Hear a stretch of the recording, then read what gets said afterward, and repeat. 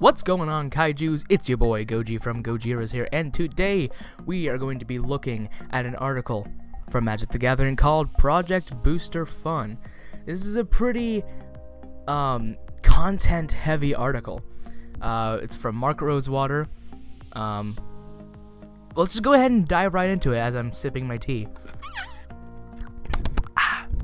So, part 1 of this article talks about the new set, the October set, which is going to be really cool. Some of you Magic fans have already seen what it is, but for those of you that haven't, you will see in this video. Part 2 is going to be some changes, some additive changes to booster packs, cracking open some boosters, and stuff like that. And then the part 3 is where he gets more in depth into the changes coming to Magic the Gathering. So first off, let's look at this set. Part 1, the October set. The October set is, drumroll please, Throne of Eldraine. Not Eldraine as in like the drain, but Eldraine. Throne of Eldraine seems to be a kind of fairy tale. So yeah, as it says right here, think Camelot meets Grimm's fairy tales. High fantasy medieval world filled with knights and castles along with Magic's take on the genre of fairy tales. As we can see, some of this art already looks really nice and really sick.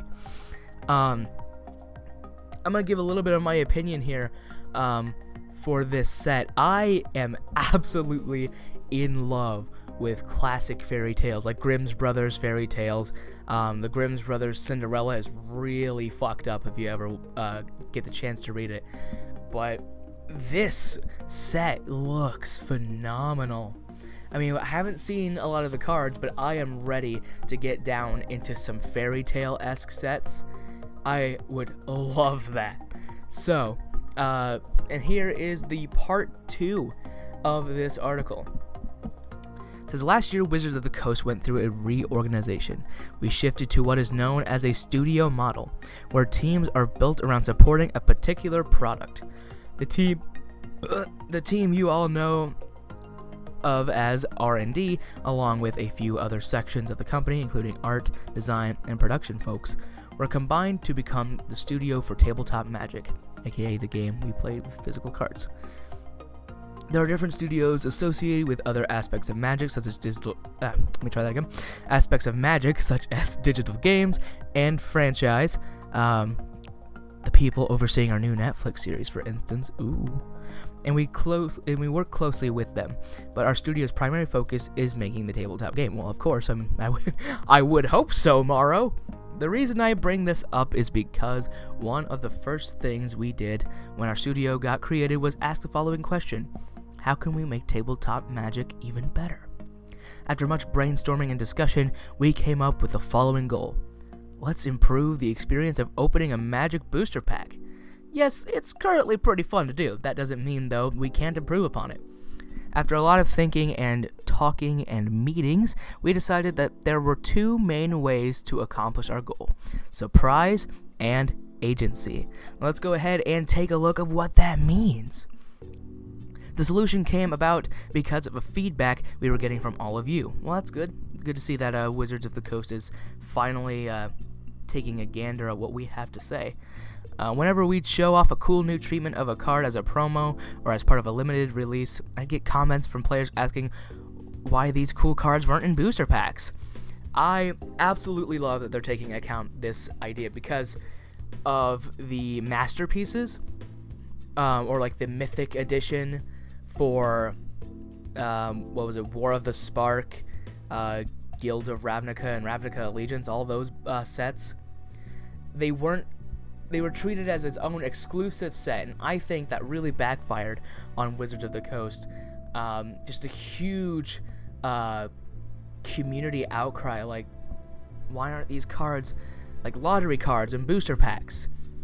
And honestly, from my opinion, I think that if they included those as masterpieces in booster packs, that's only going to drive the sale of your product even more, and also, I guess, in the long run, in the longevity of the product, it becomes more profitable, and you're able to sell more booster packs, if that makes sense. Like, it kind of makes sense, but that's just kind of my stream of thought in there. This came up in one of our meetings and really resonated with the room. How do we make opening booster packs more exciting? Put more cool and beautiful versions of cards in them. Well, duh, good. We formed a project team to figure out what amazing things we could do with card treatments. This investigation was called Project Booster Fun! The team spent a lot of time experimenting with different frame and art options, some of which you might already be aware of, because we've used them in various ways. Although, never in booster packs. I'm going to get to 3 new card treatments that we're going to be introducing with Throne of Eldraine. But before I get to that, there was one other discovery the team made. It turns out there was a surprise element we were already doing that was exciting some players and making opening booster packs fun. Foil cards. As part of the Project Booster Fun initiative, we decided to raise the frequency of foils. Ooh.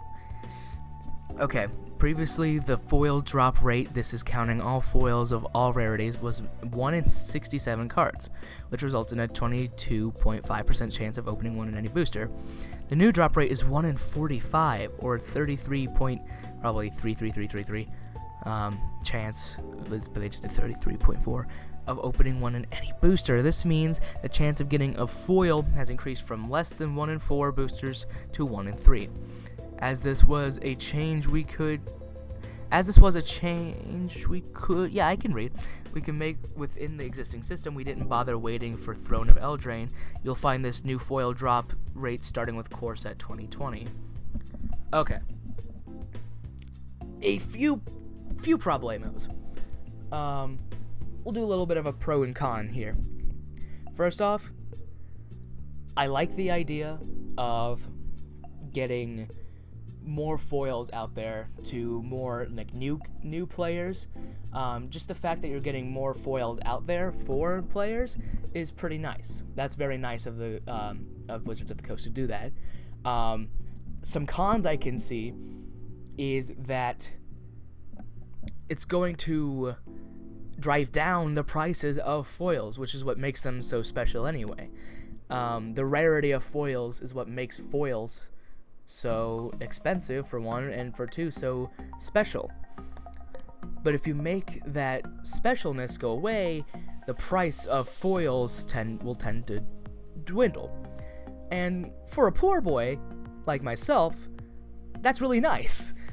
Getting foils for cheaper will always be something good, in my opinion, but not so much for other people whose entire collection are based on foils, and the value of said foils are going to be driven down in price because it's not going to be as exciting to pull a foil anymore, considering it's going to be a 1 in 3 booster pack chance.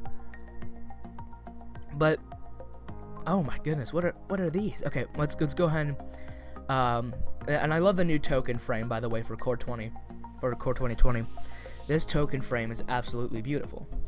But I'm seeing Karn and Jace, so let's go ahead and quickly go to there. Beginning with Throne of Eldraine, there are going to be 3 new treatments of cards you'll be able to open in booster packs. Let me walk you through them. Okay, Borderless Planeswalkers. This is a Planeswalker card where the art goes all the way to the border. Yeah, duh. We use this treatment in 3 Mythic editions, starting with Throne of Eldraine certain booster packs. I'm getting to the concept of different kinds of booster packs next. Will include Borderless Planeswalkers. The set will still have the normal Planeswalkers as you're used to them, at the same frequency they've always been, but there are also these cool Borderless versions. Note that while the rules text is identical, the Borderless Planeswalkers have different art from the normal Planeswalker cards. Interesting. Okay. Extended art frames. Next is the extended art frame. This is where we take the art on a card and run it all the way to the edge of the card on the left and right side. This was the treatment we used on the box toppers for Ultimate Masters. Starting with Throne of Eldraine, some rares and mythic rares in certain boosters will have the extended art frame. That is nice. that I like. The art on the extended art frames is the same as the normal versions of the cards, just with a different aspect ratio. The rules text is identical. That is sick. I am really excited about this. But here's what I'm really excited about, because it says showcase frames. I already looked at these, and this will reveal a new mechanic in time, but there's a certain art on the cards that basically will accompany this new mechanic, and it looks like a book. Oh, and it looks like an open book, and I love it. And look at this little kid who's ready to murder some bastards. It's so cool. This isn't the showcase frame, this is the normal frame. Cards with this new mechanic will have this frame.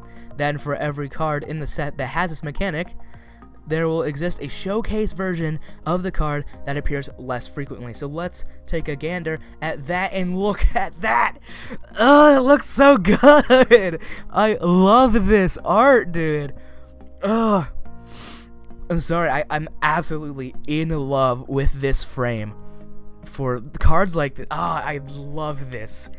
I'm sorry for, it sounds like I'm being like a total shill for Wizards of the Coast, but this is so cool, and I cannot wait to get to Throne of Eldraine. The hype train is already begun. October is going to be such a good month this year, and I cannot wait. Alright, and let's go ahead and look at the agency. Let's just go ahead and take a look at the booster packs and other products that they're going to be releasing. What if we gave players an option for the kind of booster pack they could choose? Interesting. Starting with Throne of Eldraine, players are going to have 3 choices.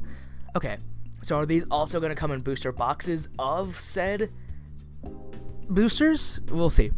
So draft boosters is your normal, yeah, that's the normal 15 card booster pack.